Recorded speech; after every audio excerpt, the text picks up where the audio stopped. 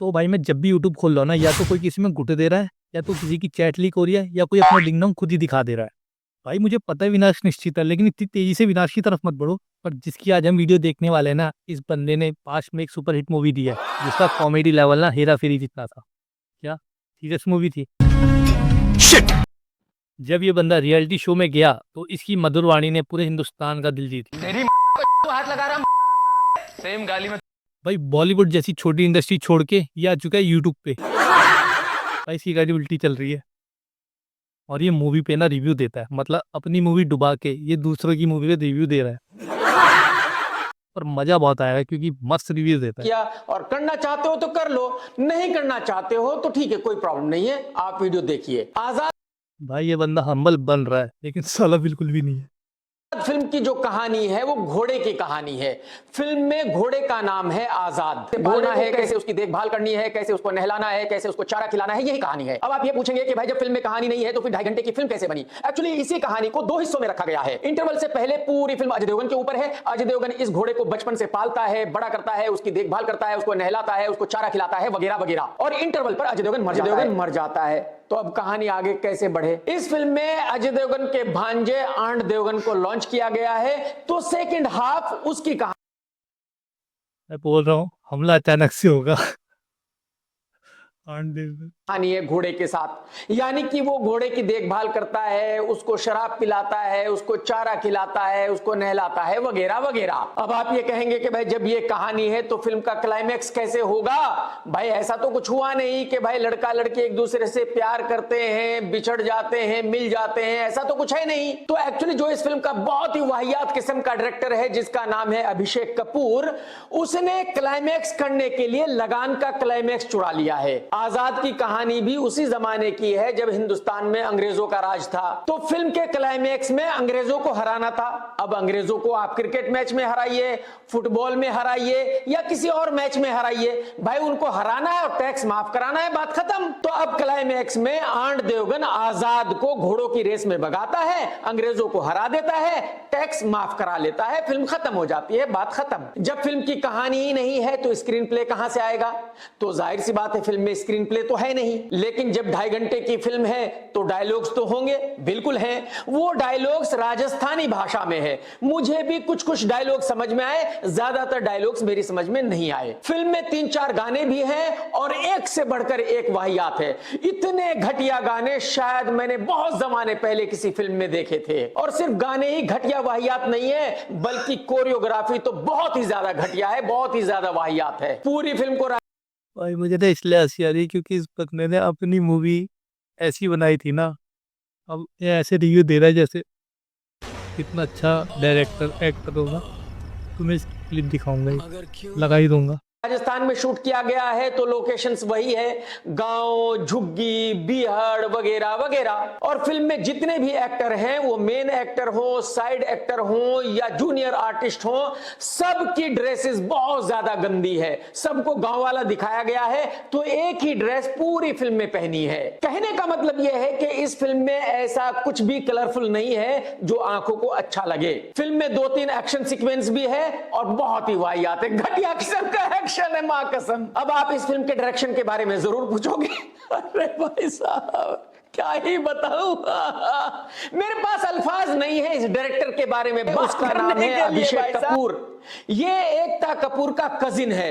एक नंबर का वाहियात डायरेक्टर है भाई साहब। लेकिन क्योंकि इंग्लिश बोलता है तो इंग्लिश बोल के किसी ना किसी निर्माता को फंसा लेता है। इसकी पहली फिल्म थी फरहान अख्तर के साथ रॉक ऑन, वो हिट फिल्म थी। उसके बाद से आज तक जितनी फिल्में भी इसने बनाई है, सबकी सब वाहियात है, सबकी सब घटिया है। लेकिन हर फिल्म को ये हिट साबित करा लेता है। फिल्म फ्लॉप हो जाती है, मीडिया को पैसे देता है, मीडिया को कहता है कि भाई इसको हिट बोलो, और मीडिया का तो आपको पता है भाई पैसे दे दो, कुछ भी कहलवा लो, वो इसकी फिल्म को हिट कह देते हैं, बात खत्म हो गई। और ये अकेला ऐसा डायरेक्टर नहीं है जिसकी एक ही पहली फिल्म हिट हुई हो, उसके बाद कोई फिल्म हिट ना हुई हो। एक और डायरेक्टर है महेश मंजरेकर, उसकी पहली फिल्म वास्तव बहुत बड़ी हिट थी और तब से लेकर आज तक भाई साहब एक भी फिल्म हिट नहीं हुई। तब से लेकर आज तक एक से एक वाहियात फिल्म उसने बनाई है। फरहान अख्तर की भी पहली फिल्म दिल चाहता है ब्लॉकबस्टर, उसके बाद से आज तक सबकी सब फ्लॉप, एक से एक वाहियात फिल्म बनाई है फरहान ने। तो एक्चुअली होता यह है कि जब डायरेक्टर अपनी पहली फिल्म को बनाता है तो उसको बड़ी ही मेहनत से बनाता है, उस पर बहुत ही काम करता है, कहानी हो, म्यूजिक हो, एडिटिंग हो, कुछ भी हो।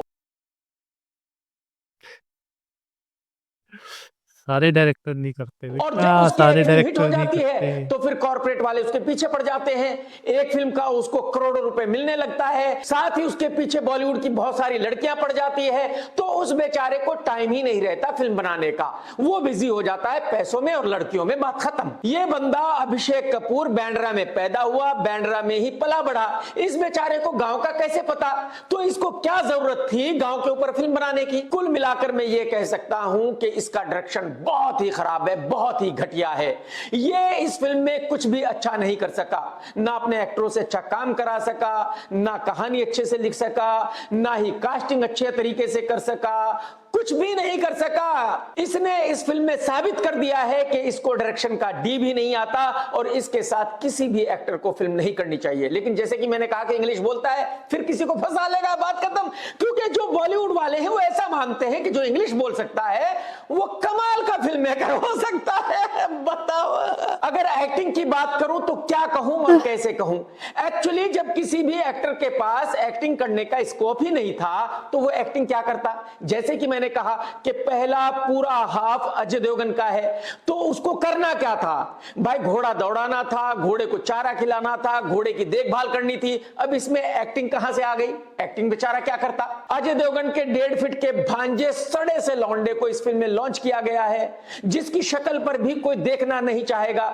सेकंड हाफ पूरा उसका है और उसने भी पूरे सेकंड हाफ में घोड़े की देखभाल की है, तो वही क्या एक्टिंग कर लेता बेचारा। जो बाकी के साइड एक्टर्स हैं उनके भी छोटे छोटे रोल हैं, वही क्या उखाड़ लेते, क्या एक्टिंग कर लेते। जितने क्रिटिक्स ने भी ये फिल्म देखी है उन सब का एक सवाल है कि रशा थडानी को इस फिल्म में लॉन्च क्यों किया गया, रशा के माँ बाप ने उसको ये फिल्म करने के लिए अलाउ क्यों किया। पहली बात तो ये कि रशा का फिल्म में रोल ही नहीं है, दूसरी बात यह कि वो बहुत छोटी बच्ची दिख रही है, जो उसका रोल है उसमें वो बिल्कुल फिट नहीं है। उसको फिल्म में रोल दिया गया है एक बहुत ही धाकड़ राजकुमारी का, वो धाकड़ लगती ही नहीं है। और जैसे कि इस फिल्म को प्रमोट किया गया है, आपको भी शायद लग रहा होगा कि इस फिल्म में लव स्टोरी है, वो है ही नहीं। इस फिल्म का जो सबसे ज्यादा रोमांटिक सीन है वो है जब आजाद घोड़े को एक घोड़ी मिलती है और वो उससे प्यार करता है। कसम से भाई, ये तो मैं भी जानता हूं, आप भी जानते हैं, दुनिया जानती है कि इस फिल्म का डिसास्टर होना तय है।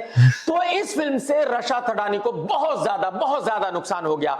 जब किसी भी एक्टर की पहली फिल्म फ्लॉप हो जाती है तो फिर उसको दूसरी फिल्म मिलती नहीं है। रशा का फादर एक बहुत बड़ा डिस्ट्रीब्यूटर है, अनिल थडानी। तो बहुत सारे लोग ऐसा समझ रहे होंगे कि भाई अनिल थडानी किसी ना किसी तरह उस लड़की को दूसरी फिल्म दिला देगा, लेकिन मैं आपको बताना चाहूंगा कि आज की तारीख में फिल्में बहुत महंगी बनती हैं। कोई भी आदमी अपने 100 करोड़ रुपए लगाकर अनिल थडानी की बेटी को एक्ट्रेस क्यों लेगा। तो 99% मैं श्योर हूं कि अनिल थडानी भी अपनी बेटी को दूसरी फिल्म दिला नहीं पाएंगे। 1% है कि कहीं उस बेचारे की चल जाए और किसी तरह कोई फिल्म वो अपनी बेटी को दिला दे। रशा सुंदर भी है, अच्छी एक्ट्रेस भी है, टैलेंटेड भी है, अच्छा डांस भी करती है, लेकिन क्योंकि पहली फिल्म इतनी बड़ी डिसास्टर हो जाएगी, यही वजह है कि दूसरी फिल्म मिलना बहुत मुश्किल हो जाएगा। और रशा कोई नॉर्मल लड़की तो नहीं है कि निर्माता निर्देशकों के ऑफिस में धक्के खाएगी और काम मांगेगी। जाहिर सी बात है वो अपने घर पर बैठकर वेट करेगी कि कोई निर्माता निर्देशक उसको अगली फिल्म ऑफर करे, और मैं गारंटी के साथ कह सकता हूं कि शायद कोई भी ऑफर नहीं करेगा। तो एक तरह से रशा का कैरियर इसी फिल्म के साथ खत्म हो गया है और ये बहुत बुरा हुआ है। कुल मिलाकर ये इतनी घटिया फिल्म है कि इतनी घटिया फिल्म मैंने पिछले 25 सालों में नहीं देखी है। ये एक ऐसी फिल्म है जिसमें ना स्टोरी है, ना डायलॉग्स है, ना एक्शन है, ना लोकेशन है, ना इमोशन है, ना रिलेशन है, ना एंटरटेनमेंट है, कुछ भी नहीं है। तो मेरी समझ में नहीं आया कि कोई भी इस फिल्म को देखने क्यों जाएगा।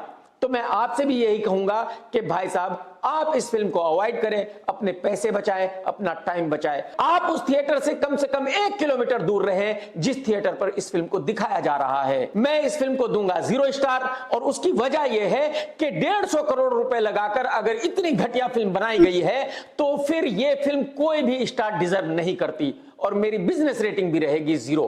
टेक केयर दोस्तों, tata bye bye, love you, जय हिंद, सत्यमेव जयते।